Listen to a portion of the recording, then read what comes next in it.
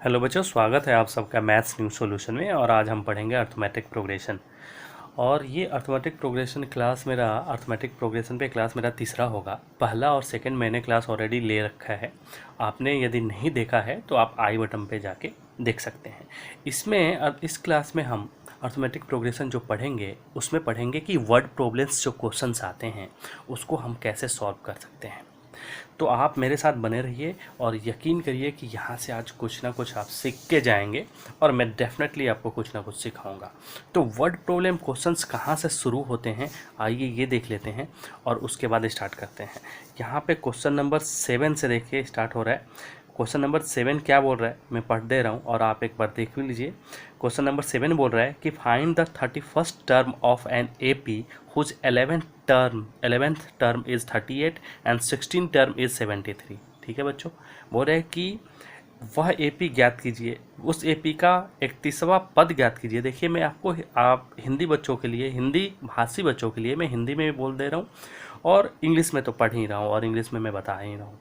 तो यहाँ पे इंग्लिश और हिंदी दोनों मीडियम के बच्चों के लिए ये क्लासेस होगी। देखिए बोल रहे हैं कि वह एपी का 31वां पद ज्ञात कीजिए जिसका 11th टर्म 38 है और 16 टर्म 73 है। तो देखो सबसे पहले बात, इसको सॉल्व करने का तरीका क्या है, मेथड क्या है, प्रोसीजर क्या है, ये मैं आपको बताऊं। सबसे पहली बात, जो जो गिवन है ना उसको पहले हम लिखते हैं। तो इसमें गिवन क्या है, इसमें गिवन है कि find the AP 31st term हमें प्राप्त करना है और दिया हुआ है। देखो गिवन है 11 टर्म, कितना है 11 टर्म 38 और 16th टर्म कितना है 73। तो ये हम लिख लेंगे। आइए कैसे लिखते हैं इस पे मैं आपको लिख के बताता हूँ।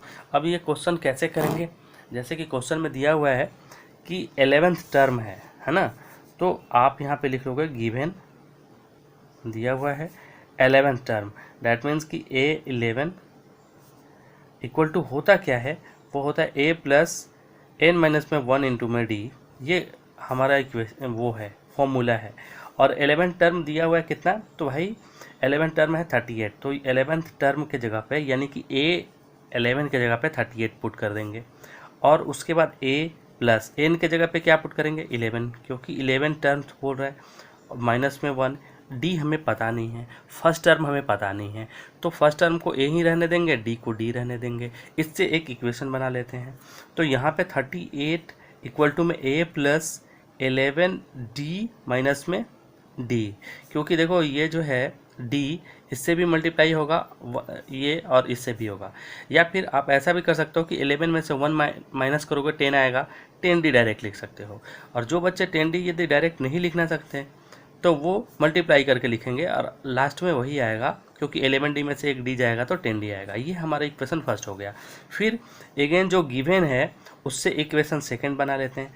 गिवन क्या है कि भाई A16 दिया हुआ है, तो A16 का पहले फॉर्मूला लिख लो। A16 इक्वल टू 16 माइनस में 1 इंटू में D। उसके बाद A16 कितना दिया है बच्चों, A16 दिया है 73, तो यहाँ पे लिख लो आप 73। ए को ए ही आपने माना है और 16 में से 1 गया 15, तो 15d 15d। तो 73 इक्वल टू में ए प्लस 15d इक्वेशन ये हो गया आपका सेकंड। अब आपको दो इक्वेशन मिल गया बच्चों, दो इक्वेशन मिला और अननोन कितने हैं, ए हमें पता नहीं है, डी हमें पता नहीं है। ए और डी हमें पता चल जाए तो हम एपी ज्ञात कर लेंगे। एपी मिल जाएगा तो 31st टर्म बोल रहा है 31वां पद भी हम ज्ञात कर सकते हैं। तो दो अननोन है और दो इक्वेशन मिला हुआ है, तो दोनों को हम सॉल्व कर लेते हैं। उसके बाद हम इसको फाइंड आउट करेंगे। तो आइए इक्वेशन फर्स्ट और सेकंड को सॉल्व करते हैं। तो इक्वेशन फर्स्ट इक्वेशन सेकंड के नीचे लिख दीजिए आप। इक्वेशन फर्स्ट था 38 इक्वल टू में ए प्लस में 10d, ये इक्वेशन फर्स्ट था। अब आप माइनस कर लीजिए सेकंड में से फर्स्ट को, है ना। तो माइनस जब करोगे तो प्लस है तो माइनस करोगे, साइन चेंज हो जाता है बच्चों जब माइनस करते हैं। ये प्लस है तो माइनस, ये प्लस है तो माइनस। अब क्या होगा कि 73 में से 38 जब माइनस करोगे तो ये 13 में से 8 गया 5 और ये 6 में से 3 गया 3, 35 हो जाएगा। और ये ए और ये कैंसिल हो जाएगा, क्योंकि नीचे वाला साइन देखते हैं। यहाँ पे 10d, यहाँ पे 5d, तो ये हो जाएगा 5d। Therefore d equal to में 35 अपन में 5, क्योंकि ये 5 इसके नीचे आ जाएगा, मल्टीप्लाई में था। ये हो जाएगा 5 7 35। डी का मान आ गया 7। अब डी का जो मान आया है वैल्यू जो आई है इस वैल्यू को आप इक्वेशन फर्स्ट में या सेकंड में किसी में भी पुट कर दोगे तो आपको ए की वैल्यू मिल जाएगी। तो putting the value of D in equation first, तो फर्स्ट को लिख लीजिए आप। इक्वेशन फर्स्ट था 38 इक्वल टू में ए प्लस 10d। अब आप जो है 38 को 38 रहने दीजिए, ए और 10 डी को आप 7 पुट कर दीजिए। यहाँ पे 38 आ गया, ए प्लस में 17, ये नंबर है और ये भी क्या है, नंबर है। तो नंबर को एक साइड ले जाते हैं ना, तो एक साइड लाइए। तो आप 38 माइनस में 70 बराबर में ए। अब 70 में से 38 जाएगा तो कितना होगा, तो 10 में से 8 गया 2, और फिर ये 6 में से 3 गया 3, ये माइनस में होगा। क्यों, क्योंकि 70 बड़ा है। तो ए आ गया माइनस में 32। अब ए आ गया आपको, और डी आपका ऑलरेडी आया हुआ था, डी अभी ज्ञात करा था 7। तो आप ए 31 नहीं निकाल सकते हो, यही पूछ रहा है। तो आइए ए 31 निकालते हैं। देयरफॉर ए 31 इक्वल टू में पहले फार्मूला लिख लेंगे। ए फार्मूला क्या बोलता है, ए प्लस एन माइनस में 1 इंटू में डी।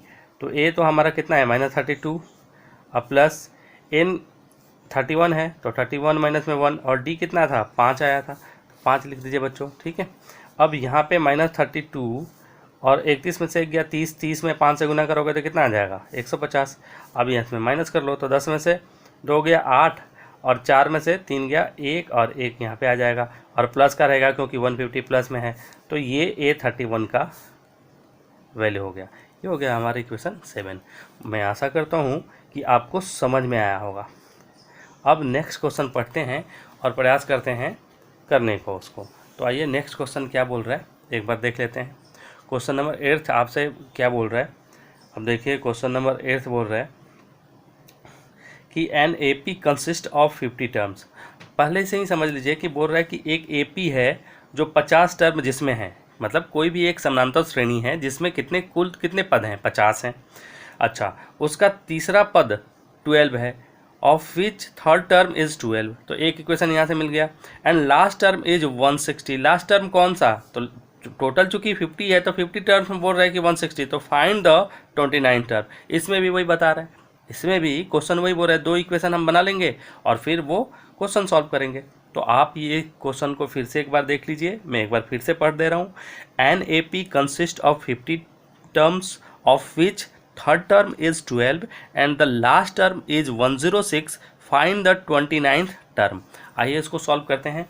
तो सॉल्व करने का तरीका मैंने आपको बताया था कि सबसे पहले आपको करना क्या है, सबसे पहले आपको ये करना है कि जो गिवन है ना उसको लिखना है। तो इसमें गिवन क्या है बच्चों, इसमें गिवन है कि भाई कोई AP है जिसका तीसरा टर्म दिया हुआ है। तो आप यहाँ पे लिख लो given A3 equal to A plus में 2D हो जाएगा, क्योंकि 3 में से 1 जाएगा। डायरेक्ट लिख दे रहा हूँ, अब तो समझ में आ गया होगा आपको। A थर्ड के जगह पे कितना पुट करेंगे, क्योंकि गिवन है तीसरा पद कितना, तो तीसरा पद आपको दिया हुआ है 12, तो यहाँ पे 12 पुट कर दो।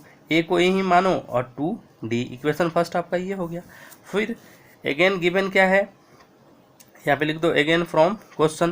क्वेश्चन से फिर क्या बोल रहा है कि उसका लास्ट टर्म 106 है। तो लास्ट अब बोल रहा है कि AP में 50 ही टर्म है, तो लास्ट टर्म यानी कि A50 की ही तो बात कर रहा है, और वो कितना है तो 106। तो लिख दो A50 और 1 प्लस 49D, क्योंकि एक घट जाता है ना, ठीक है बच्चों। अब A50 की जगह पे 106 लिख दोगे, A प्लस में 49D लिख दोगे। इक्वेशन ये आपका सेकंड हो गया। इसी के नीचे इक्वेशन फर्स्ट लिख लो और माइनस कर दो, तो ये 12 A प्लस में 2D इक्वेशन फर्स्ट है। अब आप इसको सेकंड में से फर्स्ट को घटाओगे तो साइन क्या होगा, चेंज होगा। गुड, तो प्लस है तो माइनस, यहाँ प्लस है तो माइनस, ये प्लस है तो माइनस।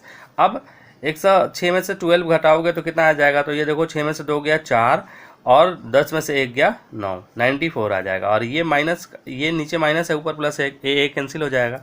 और 49 में से 2 जाएगा तो कितना हो जाएगा 47D। देयरफॉर D बराबर क्या हो जाएगा 44 अपन में 47, ठीक है जी। अब देखो 47 को 2 बार मल्टीप्लाई करोगे तो 94 आ जाएगा, है ना। 7 दूनी 14, 4 दूनी 8, 1 9, तो D का वैल्यू कितना आ गया 2। अब इसी D के वैल्यू 2 को किसी भी इक्वेशन में पुट कर दोगे तो A की वैल्यू मिल जाएगी। A की जैसे ही हमें वैल्यू मिल जाएगी तो हम A29 ज्ञात कर लेंगे। अब putting the value of D in equation first या सेकंड, तो चलो फर्स्ट में डालते हैं। तो 12 इक्वल टू में A प्लस 2D फर्स्ट था, ठीक है बच्चों। 12 A 2 और D कितना है 2 है, तो ये 12 इक्वल टू ए प्लस 2 दूनी 4, 4 इधर आएगा तो माइनस का हो जाएगा क्योंकि ये RHS से LHS में आया था। 12 में से 4 गया 8, ए आ गया 8 और डी आ गया आपका 2। अब हमें क्या निकालना है 29 टर्म, तो यहाँ पे लिख लीजिए ए 29। अब ये 29 है तो ये घट जाएगा यानी कि ए 28 डी। ठीक है, ए का वैल्यू कितना आया था अभी, ए का वैल्यू तो अभी अभी हमने निकाला था। ये देखिए ए का वैल्यू हमारा 8 है और डी 2 है, तो वो पुट कर देंगे इसमें।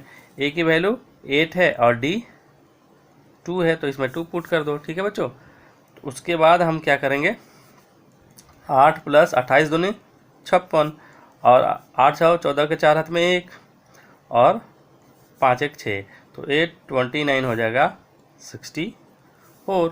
आशा करता हूँ ये क्वेश्चन भी आपने अच्छे तरीक़े से समझ लिया होगा। तो आइए नेक्स्ट क्वेश्चन को मैं आपको सॉल्व कराता हूँ और प्रयास करता हूँ कि आज मैं कितना आपको समझा सकूँ और आप कितना समझ सकें। आप पे डिपेंड करता है, छोड़ के जाने की ज़रूरत नहीं है, आप धैर्य से देखते रहिए, डेफिनेटली कुछ ना कुछ सीख के जाएंगे। नेक्स्ट क्वेश्चन 9 है। 9 क्वेश्चन क्या बोल रहा है देखिए, 9 क्वेश्चन बोल रहा है कि if third term and ninth term of an AP are 4 and -8 respectively, which term of an AP is 0। अब देखो इसमें कितनी सिंपल सी 2 इक्वेशन हमें दे दिया, कौन कौन सा, तीसरा टर्म और 9वां टर्म, ये और ये है। तो इसमें से कौन कौन कितने टर्म पे AP में 0 आएगा, बोला विच टर्म ऑफ AP इज 0, क्योंकि ये AP जो है ना निगेटिव में है, यानी कि घटते हुए होगा तभी तो जाके 0 होगा। तो आओ इस क्वेश्चन को भी करते हैं। देखो हिंदी वाले बच्चों के लिए मैं बता रहा हूँ, तीसरा और 9वां पद दे रहा है किसी AP का 4 और -8 है, तो हमें बताना है कि उस AP में कौन सा पद 0 होगा, और 0 जब होगा तो कौन पद पे 0 होगा, कौन से टर्म पे 0 होगा, वो AP। ठीक है बच्चों, तो आइए इस क्वेश्चन को भी बड़ी आसानी से सॉल्व करते हैं और प्रयास करते हैं कि आपको समझ में आए। ये क्वेश्चन नंबर कौन सा था, ये था क्वेश्चन नंबर 9। तो क्वेश्चन नंबर 9 को कैसे सॉल्व करेंगे मैं आपको बता रहा हूँ और आप थोड़ा सा ध्यान से देखिए। बोल रहे हैं कि तीसरा टर्म और 9वां टर्म 4 और 8 है। तीसरा टर्म ने कि यानी कि A third A plus 2D हो जाएगा, यहाँ से एक इक्वेशन बना लेंगे ना, तो तीसरा टर्म 4 था तो यहाँ पे 4 लिख दो, A plus 2D equation first हो गया। और उसके बाद बोल रहे हैं चौथा टर्म, नहीं सॉरी 9th टर्म, तो A 9 लिख दो, A प्लस 8D, और A 9 कितना बता रहा है, 9वां टर्म बोल रहा है कि -8 है तो -8, A प्लस में 8D इक्वेशन सेकेंड। अब सेकेंड के नीचे फर्स्ट लिख के घटा लो जो अभी तक करते आ रहे हैं, तो फर्स्ट लिखोगे तो ये हो गया 4 प्लस में A plus 2D equation first, और फिर माइनस करेंगे फर्स्ट सेकेंड में से प्लस को, तो ये साइन चेंज हो जाएगा, ये प्लस है तो ये माइनस, ये प्लस है तो ये माइनस, ये प्लस है तो ये माइनस, और ये दोनों चूँकि अब देखो अब दोनों माइनस माइनस का है तो ये सम हो जाएगा साइन माइनस का होगा, तो 8 4 12 साइन माइनस का, और ये कैंसिल। अब 8 में से 2 गया तो 6D, D बराबर क्या हो जाएगा -12/6। माइनस का ध्यान रखना, साइन बहुत ज़रूरी चीज़ है, 6 दूनी 12, D का वैल्यू हमारा -2 में आया, कितने सारे बच्चे +2 में निकाल देंगे फिर उनका गलती हो जाएगा। तो D का वैल्यू -2 आया, तो फिर आप किसी भी इक्वेशन में पुट करो D, A निकल जाएगा, तो putting the value of D in equation first या सेकेंड, तो फर्स्ट में पुट कर लेते हैं। फर्स्ट इक्वेशन था 4 प्लस A प्लस में 2D, और आपको A तो फाइंड आउट करना है और D है -2, तो 4 इक्वल टू A प्लस -4, 2 2 जा 4। अब ये 4 नंबर है इस साइड लाएगा तो 4 + 4 इक्वल टू में A, that is A equal to में 8 एंड D इक्वल टू -2। अब हमें कौन सा टर्म बताना है कि कौन से टर्म पे 0 होगा, कौन सा पद 0 होगा। तो आइए हम मान लेते हैं कि nवां पद 0 होगा। कौन सा पद, nवां पद 0 होगा। तो an बराबर हम लिख लेंगे पहले formula A plus n minus में 1 इंटू में D। हम मान लेते हैं कि nवां पद 0 होगा तो an बराबर 0 पुट कर दिया। n हमें फाइंड आउट करना है और D हमने निकाला है -2 और A भी हमने निकाला है, तो A का भी मान रख लेते हैं। A कितना आया था जी, तो A आया था 8, तो यहाँ पे आप 8 और -2 ये करोगे तो ये देखो प्लस है माइनस है तो ये माइनस हो जाएगा एक्चुअली -2n, और ये माइनस माइनस +2, और ये तो 0 है ही, है ना, तो यहाँ पे 0 लिख दो। अब 2 8 और 2 तो कितना हो जाएगा 10, 2n, ठीक है जी।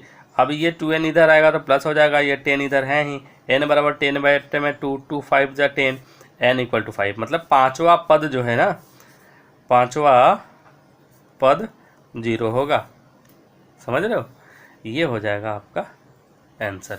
ठीक है, यहाँ तक समझ में आया। नेक्स्ट क्वेश्चन फिर देखते हैं कि कौन सा क्वेश्चन है और उसको कैसे करेंगे, आपको समझ में आया। नेक्स्ट क्वेश्चन 10th है।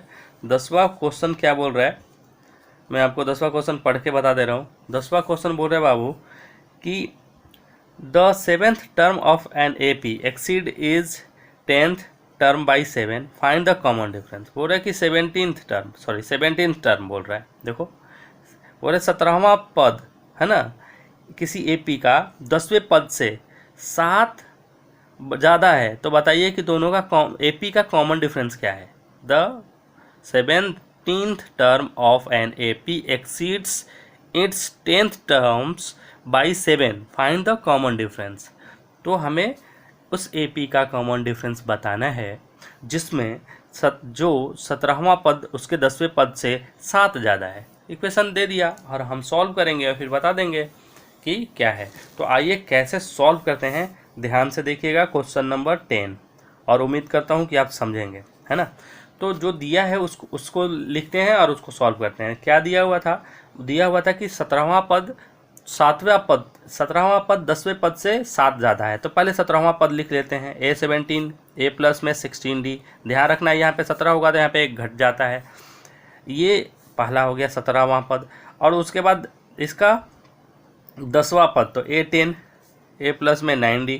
अब क्वेश्चन में क्या बोल रहे हैं बच्चों, क्वेश्चन में बोल रहा है फ्रॉम क्वेश्चन में बोल रहा है कि A17 माइनस में A10, जो इक्वेशन बनेगा देखो ध्यान से, A17 minus A10 equal to में 7। 17वां पद 10वें पद से 7 ज़्यादा है, यानी कि 17वें पद में से 10वें पद को जब माइनस करेंगे तो 7 आएगा। 7 ज़्यादा का मतलब यही होगा ना कि 17वां पद 10वें पद से 7 अधिक है, यानी कि 17वां पद में से 10वां पद जब माइनस करेंगे, जब घटाएंगे तो 7 आएगा। ये इक्वेशन देखो, इसी इक्वेशन पे ध्यान देना होगा कि कैसे इक्वेशन बनता है, क्योंकि जैसे ही आपकी पकड़ इक्वेशन पे हो जाएगी कि how can use make equation, तो ईजिली आप सॉल्व करोगे। तो A17 minus A10 equal to में 7।